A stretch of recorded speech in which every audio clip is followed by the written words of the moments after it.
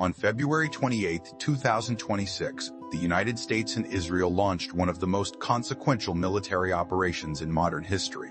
Operation Epic Fury coordinated airstrikes across Iran, nuclear sites, military facilities, and in the opening hours, the assassination of Supreme Leader Ali Khamenei himself. Iran's response was immediate. Missile barrages across the Gulf, attacks on U.S. military bases, and then, the move that changed everything. Iran closed the Strait of Hormuz, the narrow waterway through which 25% of the world's seaborne oil and 20% of its liquefied natural gas had been flowing every single day. CNN, the world's energy markets went into shock. Brent crude surged past $120 per barrel. Qatar Energy declared force majeure on all export contracts. Oil production across Kuwait, Iraq, Saudi Arabia, and the UAE collapsed by over 10 million barrels per day. KPBS. But here's the story that almost nobody is telling correctly. KPBS. But here is the story that almost nobody is telling correctly. This crisis is not primarily about oil prices. It is not primarily about Iran. And it is not even primarily about America. It is about China. About Xi Jinping's 20-year plan to build a new global empire, and how one war in the Middle East is dismantling that plan piece by piece in real time. By the end of this video, you will understand why what is happening in the Strait of Hormuz right now is not just a Middle East crisis. It is the beginning of the end of China's global ambitions as they were designed. To understand why Iran matters so much to China, you need to understand what China has been building for the last 2 decades. In 2013, Xi Jinping announced the Belt and Road Initiative, the most ambitious infrastructure project in human history. Over $1 trillion in investment across 140 countries. Ports, railways, highways, pipelines, digital networks, stretching from China's eastern coast across Central Asia through the Middle East into Africa and all the way to Europe. The stated goal was economic development. The real goal was something far more strategic. China was building an empire. Not the old kind, not colonies with flags and governors. The new kind, an empire of dependency. A web of infrastructure that would make dozens of nations economically reliant on Chinese investment, Chinese technology, and Chinese goodwill for their basic functioning. It was working. By 2025, China had become the largest trading partner of more than 120 countries. Its ports dotted the coastlines of 3 continents. Its railways were threading through Central Asia. Its digital infrastructure was embedded in the telecommunications networks of nations from Kenya to Pakistan. But this entire structure had one critical vulnerability, one Achilles heel that Chinese strategic planners understood and spent years trying to manage. Energy.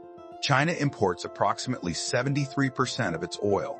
It is the world's largest crude oil importer, consuming over 10 million barrels per day, and the overwhelming majority of that oil flows through one place. In 2024, China received 1/3 of its total oil supply through the Strait of Hormuz, a waterway only 33 kilometers wide at its narrowest point, sitting between Iran and Oman. CNN, an empire that cannot fuel itself is not an empire. It is a liability waiting to be triggered. Iran was China's insurance policy against that trigger. The 25-year comprehensive strategic partnership signed between China and Iran in 2021 was not just a trade deal. It was China purchasing geopolitical protection for its energy supply. Cheap Iranian oil sold at massive discounts to circumvent U.S. sanctions, flowing directly into Chinese refineries. Iranian territory providing an alternative land corridor for Belt and Road connectivity. Iranian influence across the Middle East providing a counterweight to American pressure on Chinese interests in the region. The entire Western architecture of China's global empire was built on the assumption that Iran would remain a stable, functioning partner. Then Operation Epic Fury happened. The International Energy Agency described the situation created by the Iran war as the greatest global energy security challenge in history. That is not hyperbole. That is a precise description of what closing the Strait of Hormuz actually does to the global economy. KPBS for China specifically. The numbers are staggering. China's bilateral trade with Iran in the first quarter of 2026 stood at just $1.55 billion, down 50% year-on-year. In March 2026 alone, the first month of the war, trade with Iran collapsed by nearly 80% compared to the previous year. KPCW, the cheap Iranian oil pipeline, the discounted energy supply that had been quietly fueling Chinese manufacturing competitiveness for years, effectively shut down overnight. But the damage goes far deeper than the direct China-Iran trade relationship. Chinese investments across the Gulf states. Ports, smart cities, liquefied natural gas terminals, infrastructure projects are now directly exposed to military escalation risk and energy shortages. The ports China spent billions building in the Gulf cannot function if the waters around them are a war zone. The smart city projects in the UAE stalled when Iranian missile strikes hit Gulf infrastructure. The LNG terminal investments became stranded assets when tankers stopped moving. CNN Beijing had also built a railway running through Central Asia into Iran as part of the Belt and Road Initiative, designed specifically to bypass the Strait of Malacca during times of crisis. That railway was damaged by Israeli bombing during the war. YMC, the backup plan, was destroyed alongside the primary plan. And then there is the issue that China's own state media will never report honestly. Although Iranian authorities officially granted Chinese ships passage through the strait, the Islamic Revolutionary Guard Corps blocked Chinese vessels on several occasions, while Beijing did not publicly voice its displeasure. YMC, China's most critical strategic partner, was simultaneously blocking China's own ships. And China, the supposed emerging superpower, could say nothing publicly because it needed Iran more than Iran needed it in that moment. That is not the behavior of an ascending empire. That is the behavior of a dependent.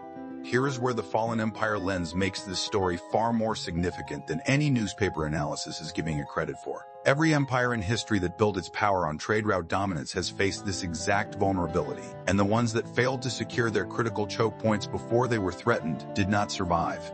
The British Empire understood this with obsessive clarity. The entire strategic logic of British imperial expansion was not about territory for its own sake. It was about choke points: Gibraltar, the Suez Canal, Aden, Singapore, Cape Town. The British Empire built its global power by controlling every critical maritime passage on Earth, ensuring that no rival could threaten British trade routes without directly confronting British military power. When Britain lost control of Suez in 1956, forced out by American pressure after the Suez Crisis, it was not just a diplomatic embarrassment. It was the moment the world understood that the British Empire could no longer protect its own arterial routes. The empire's decline accelerated immediately afterward. China in 2026 faces a structurally identical problem, but in reverse. China never controlled the Strait of Hormuz. It never controlled the Strait of Hormuz. It never controlled the Strait of Malacca. It never controlled the Panama Canal. It built an empire of trade dependency without first securing the waterways that trade depends on. The Iran war and the Hormuz blockade have become the biggest gambit in a broader strategic competition, with the U.S. now moving to contest Chinese influence across every critical waterway simultaneously, from the Panama Canal to the Strait of Malacca. NPR geopolitical experts describe this as rising rivalry spilling into maritime choke points globally, with higher baseline risk, politicized shipping lanes, and more frequent disruptions to commercial flows becoming the new normal. China built its empire assuming the waterways would stay open. America is now demonstrating, systematically and deliberately, that this assumption was wrong. Xi Jinping right now faces a strategic dilemma that has no clean solution. Option 1. Support Iran fully, provide military assistance, break the American blockade, force the strait back open. This risks direct military confrontation with the United States, a war China is not prepared to fight and cannot afford economically while already managing a domestic property crisis, youth unemployment above 20%, and trade war pressure from American tariffs. Option 2. Abandon Iran. Accept American dominance of the strait, reroute energy supply chains at enormous cost, and watch the Belt and Road's Middle Eastern architecture collapse. This signals to every other country in the Belt and Road network that Chinese partnership guarantees mean nothing when American pressure is applied. China's response has been to carefully hedge, defending Iran's control of the Strait of Hormuz diplomatically, while simultaneously courting the Crown Prince of Abu Dhabi and quietly accepting that its strategic position in the Middle East has been fundamentally compromised.